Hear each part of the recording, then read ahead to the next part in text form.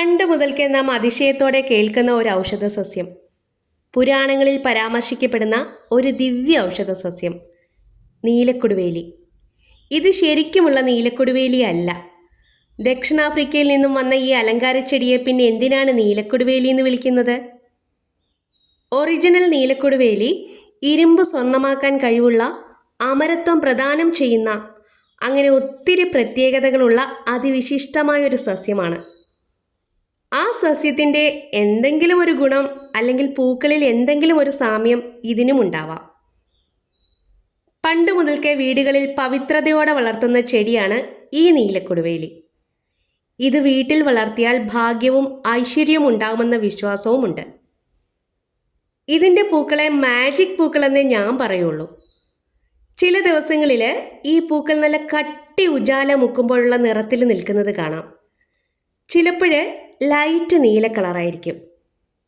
ഉച്ചയ്ക്കൊക്കെ നല്ല വെളുത്ത നിറത്തിൽ നിൽക്കുന്നത് കാണാം. പൂക്കളിൽ നിറവ്യത്യാസം വരുന്നതായിട്ട് എനിക്ക് പലപ്പോഴും തോന്നിയിട്ടുമുണ്ട്.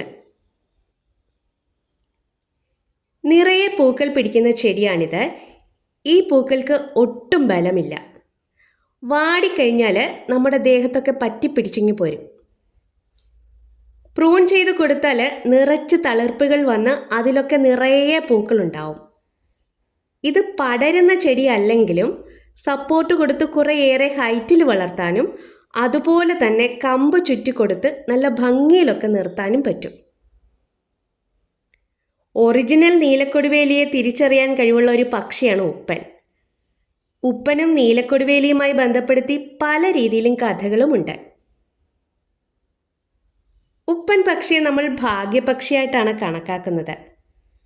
ദ്വാരകയിലേക്ക് കൃഷ്ണനെ കാണാൻ പോകുന്ന കുചേലൻ ഉപ്പനെ കണ്ടുകൊണ്ടാണ് യാത്ര പുറപ്പെടുന്നത്. കുചേലൻ്റെ ജീവിതത്തിലേക്ക് നിറഞ്ഞ ഭാഗ്യം കടന്നു വന്ന ദിവസമായിരുന്നു അന്ന്. ഭാഗ്യപക്ഷിയായ ഉപ്പനും ഭാഗ്യങ്ങൾ തരുന്ന അത്ഭുത സിദ്ധിയുള്ള നീലക്കൊടുവേലിയും തമ്മിൽ ബന്ധമുണ്ടാവാം.